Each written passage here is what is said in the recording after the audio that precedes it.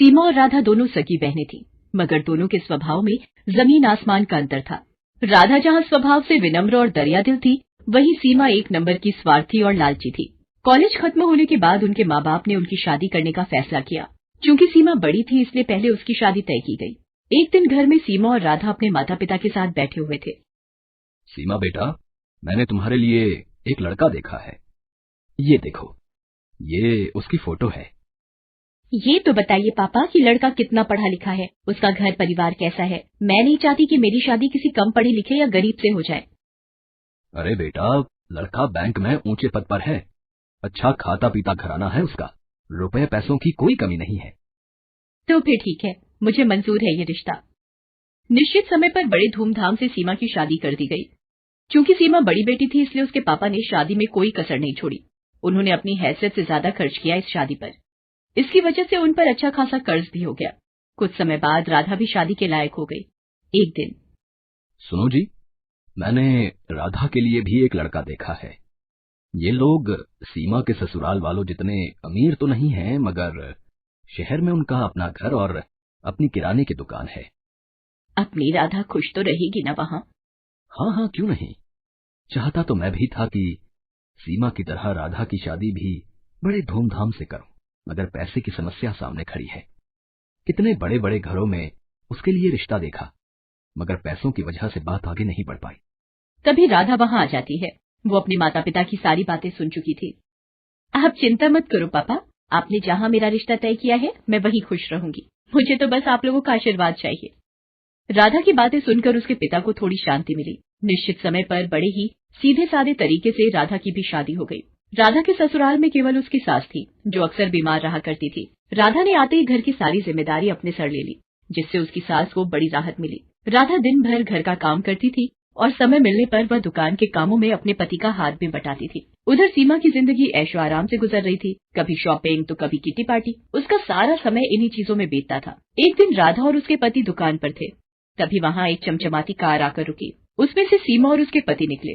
सीमा के हाथ में मिठाई का डिब्बा था। दोनों दुकान में गए और सीमा राधा को मिठाई का डिब्बा देते हुए बोली, तेरे जीजा जी ने आज ही इस कार की डिलीवरी ली है। पूरे 20 लाख की कार है। मैंने सोचा ये खुशखबरी राधा को दी जाए। दरअसल सीमा राधा को जलाने के लिए अपनी कार दिखाने वहां आई थी, मगर भोली भाली राधा उसकी इस चाल को समझ नहीं पाई। मगर राधा का पति अनिल इन बातों को समझ गया। सीमा और उसके पति के जाने के बाद अनिल बोला, तुम्हारी बहन यहाँ खुशखबरी देने नहीं आई थी, बल्कि हमें जलाने के लिए यहाँ आई थी। वो जानती है ना कि हमारी हैसियत नहीं है ना कार खरीदने की, इसलिए अपनी नई कार दिखाकर हमें जलाना चाहती थी। नहीं जी, ऐसी कोई बात नहीं है। वो भला हमें क्यों जलाना चाहेगी? ऐसी ही बात है। उसे पता है ना कि मैं कभी कार नहीं खरीद सकता, मामूली दुकानदार जो हूँ, और उसका पति तो बैंक में बड़ा अफसर है ना। क्यों? किसने कहा कि तुम कभी कार नहीं खरीद सकते? तुम जरूर कार खरीदोगे। अरे सीमा का पति तो बैंक में नौकरी करता है। एक हिसाब से देखें तो वो बैंक का नौकर है, उसे बैंक के हिसाब से काम करना पड़ता है। मगर यहाँ तुम तो अपने मालिक हो, तो तुम जैसे चाहो अपनी मर्जी के मुताबिक काम कर सकते हो। अगर तुम ठान लो तो कुछ भी कर सकते हो। मैं हर कदम पर तुम्हारे साथ हूँ। देखना, थोड़ी ही दिनों में तुम एक कार क्या 10 कारों के मालिक बन जाओगे।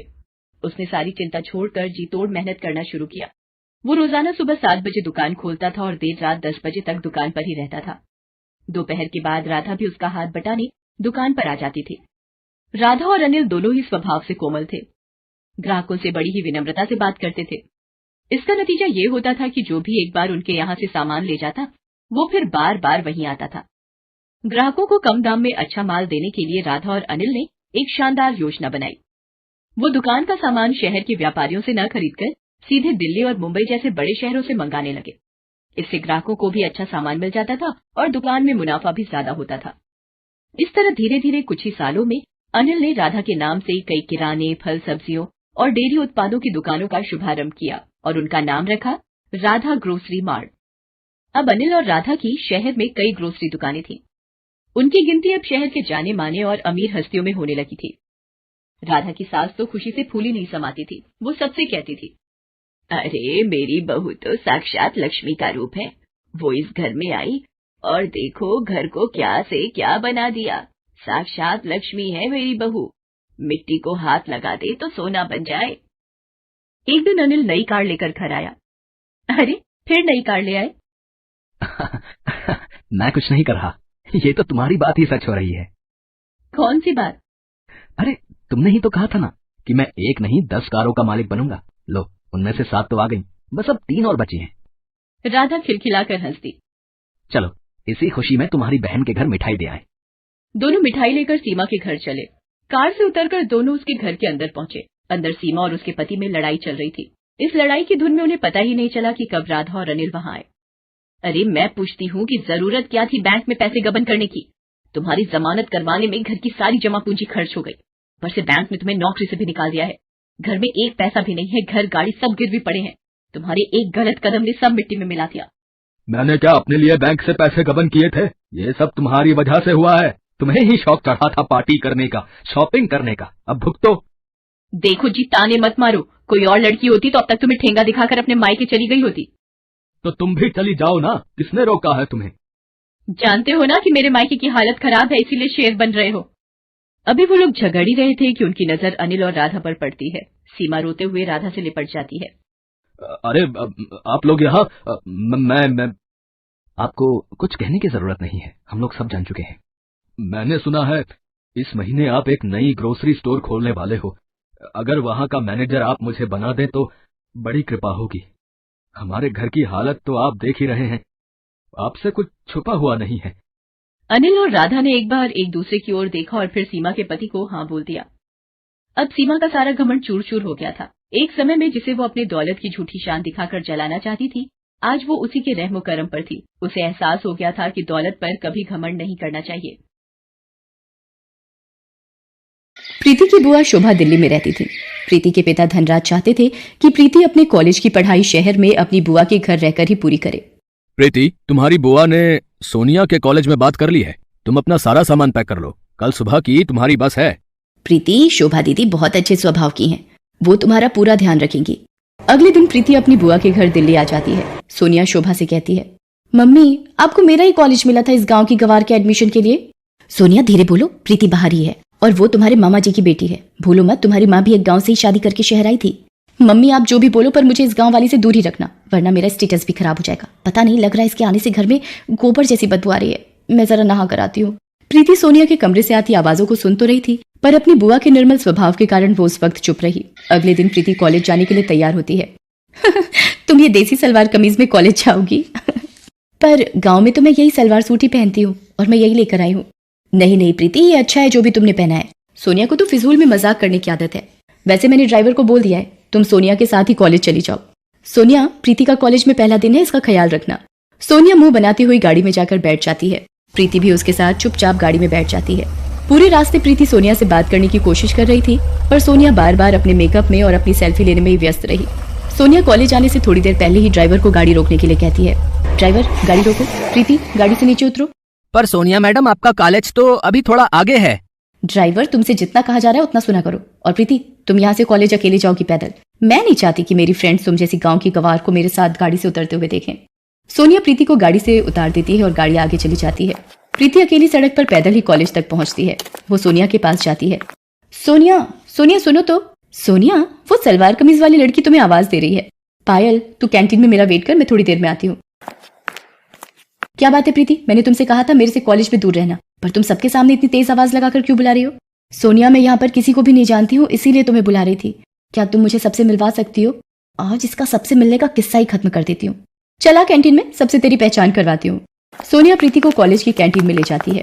फ्रेंड्स, इससे मिलिए, ये है गाँव से आई हुई एक बहुत ही सुशील लड़की प्रीति। ये आप सबके साथ पहचान करने आई है।